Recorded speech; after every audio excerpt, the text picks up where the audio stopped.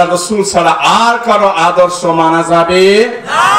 আমার রাসূল যে উদারতা দেখিয়েছেন, আমার রাসূল যে উদারতা দেখিয়েছেন, যে রাসূল সাল্লাল্লাহু আলাইহি ওয়াসাল্লামকে শুধুমাত্র মা নাকামু মিনহুম একটাই মাত্র অপরাধ ছিল যে তিনি মানুষকে ঈমানের পথে ডেকেছেন, ঈমান এনেছেন, কোরআনের কথা বলেছেন, কোরআনের দাওয়াত দিয়েছেন, কোরআনের রাজ কায়েমের জন্য, খেলাফত কায়েমের জন্য চেষ্টা করেছেন। একটি অপরাধের কারণেই তার প্রিয় জন্মভূমি মক্কা থেকে তাকে বের করে দেওয়া হয়েছিল। প্রিয় নবী আমার চলে যান, মক্কা থেকে যখন রাতের আধারে চলে যাচ্ছেন, হযরতে আবু বকর কি ভালোবাসতেন আবু বকর, তার রাসূলকে কলিজার থেকে বেশি ভালোবাসতেন, নিজের জীবন থেকে বেশি ভালোবাসতেন। কোন একদিন ডেকে বিশ্বনবী বলেছিলেন, আবু বকর রে, এমন একটা সময় আসবে আল্লাহর অর্ডার হলে আমি মক্কা থেকে হিজরত করে মদিনায় চলে যাব, ওগো আবু বকর তুমি আমার সঙ্গী হবে। এই কথা বলার পরে আসলেন আমার ভাইয়েরা, দীর্ঘদিন পরে যখন আল্লাহর অর্ডার হয়ে গেল, আল্লাহর হাবিব যখন যায় সব কিছু গুছায় আবু বকরের দরজায় ডাক দিলেন, ওগো আবু বকর। সঙ্গে সঙ্গে হযরত আবু বকর লাব্বাইকা ইয়া রাসূলুল্লাহ বলে দরজাটা খুলে বের হয়ে পড়েছে। আল্লাহর নবী দেখলেন আবু বকরের পিঠের উপরে ব্যাগ এন্ড ব্যাগেজ সবকিছু নিয়ে তৈরি হয়ে বের হয়ে গেল। আল্লাহর হাবিব বলছেন যে আবু বকর, এই গভীর রজনীতে একটার বেশি দুইটা ডাক তোমাকে দেওয়া লাগলো না? একটা ডাক দেওয়ার সঙ্গে সঙ্গে বের হয়ে চলে আসলেন। আবু বকর কি তুমি ঘুমাও না? হযরত আবু বকর বলছেন, ইয়া রাসূলুল্লাহ ইয়া হাবিবাল্লাহ, যেদিন আপনি আমাকে বলেছিলেন আমার হিজরতের সঙ্গী হতে হবে, ওই দিন থেকে আপনার আবু বকর আর বিছানায় পিঠ লাগায় না। আমি সবকিছু নিয়া দরজার সাথে পিঠ লাগাইয়া দাঁড়াইয়া থাকি, না জানি কখন রাহমাতুল আলামিন আল্লাহর হাবিব এসে আমাকে ডাক দিবে, ইয়া রাসূলুল্লাহ সাল্লাল্লাহু আলাইহি ওয়াসাল্লাম, আমি যদি ঘুমিয়ে থাকি আর আপনি আমাকে আবু বকর করে ডাকেন, ঘুম থেকে উঠতে যদি দেরি হয়ে যায় আপনার কষ্ট হয়ে যাবে, এই জন্য আমি আবু বকর ঘুমাই না, দরজার সাথে পিঠ লাগাইয়া দাঁড়াইয়া থাকি। আল্লাহ রাসূল সাল্লাল্লাহু আলাইহি ওয়াসাল্লাম হযরত আবু বকরকে নিয়ে চলেন, আর বারবার ফিরে ফিরে বকর দিকে তাকান। প্রিয় জন্মভূমিকে তাকায় তাকায় দেখেন আল্লাহ রাসূলের চোখ থেকে টপ টপ করে পানি পড়ে। কিছু দূরে এগিয়ে গেলেন, যখন যাই ডাক দিলেন যে তালহার সঙ্গে দেখা হলো, যে তালহা, তার কাছে কাবা শরীফের চাবি ছিল। বলছে, তালহা চাবিটা একটু আমাকে দিবে দেখি, জনমের মতো আমি তো চলে যাচ্ছি, আর কবে মক্কায় ফিরবো আমি জানি না। ও তালহা চাবিটা একটু দাও, আমি ওই কাবার ভিতরে একটা বার আমি ঢুকে যাই, বাইতুল্লাহর ভিতরে একটু ঢুকবো, জনমের মতো একটু প্রাণ খুলে আমি আমার কাবাকে একটু দেখে নেব। তখন জবাব দিয়েছিল, আরে কেমনে তুমি এটা আশা করতে পারো? যারা দেশ থেকে তাড়িয়ে দিচ্ছে, যার ঘর নেই, বাড়ি নেই, লোক নেই, জন্য কিচ্ছু নেই, তুমি কাবায় যাবা, যাও, আমার কাছে কাবার চাবি, তুমি আশা করো না, এই চাবি তোমাকে আমি দেব না, চলে যাও। উনি বলতেছে, আল্লাহর হাবিব বলছেন যে শোনো, এমন একটা দিন যদি আসে, আমি যদি এই মক্কার প্রেসিডেন্ট হয়ে যাই, সেদিন যদি তোমার কাছে এই চাবিটা চাই, বলো তালহা তুমি চাবি দিবে কি না?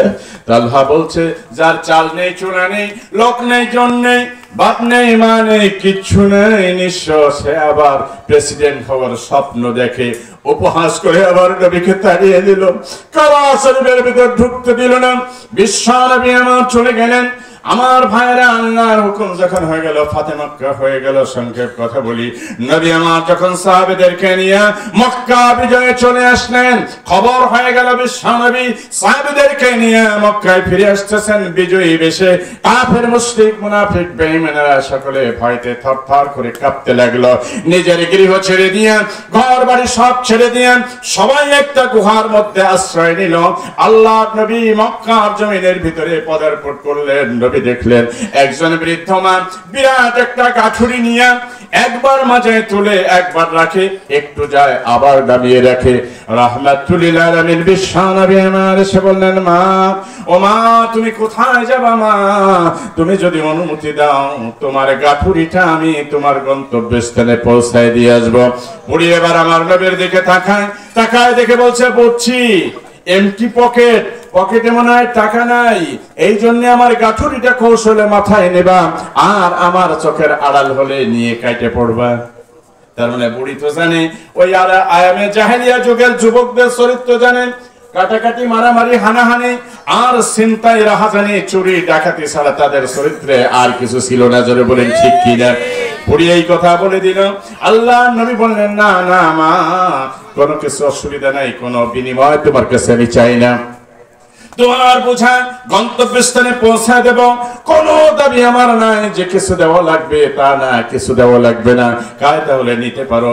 এইবার বুড়ি মা যায় আগে আগে বিশ্ব নবী রাহমাতুল লিল আলামিনের মাথা মোবারকের উপরে বৃদ্ধ মায়ের বোঝা।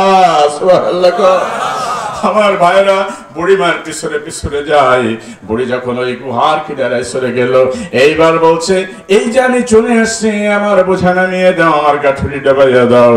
এইবার গাঠুরিটা নামাই দিয়া যখন দাঁড়িয়েছে তখন বলছে, বলো। বুড়িমার সাথে কথা বলতে বলতে নবী যাচ্ছিলেন।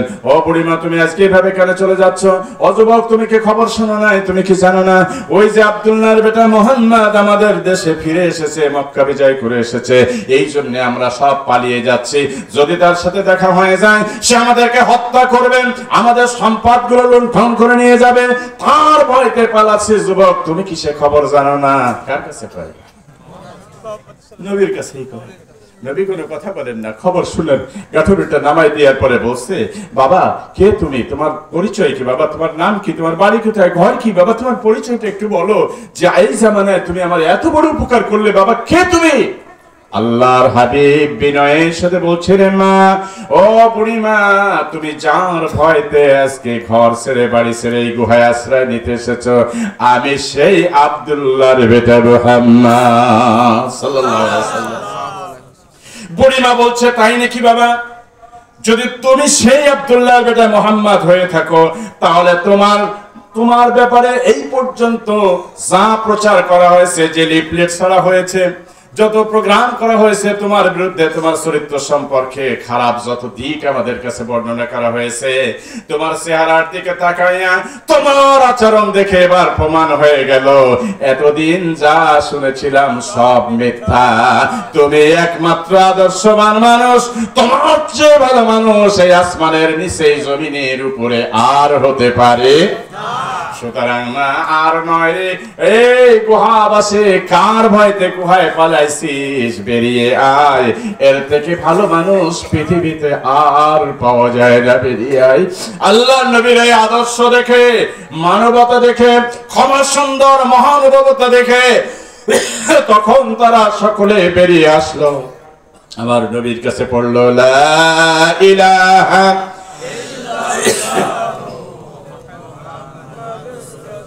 সাল্লাল্লাহু আলাইহি ওয়াসাল্লাম। কষ্ট হচ্ছে আপনাদের? কথা সামনে এগোবে? কথা কি চলবে? কতক্ষণ বলা যাবে?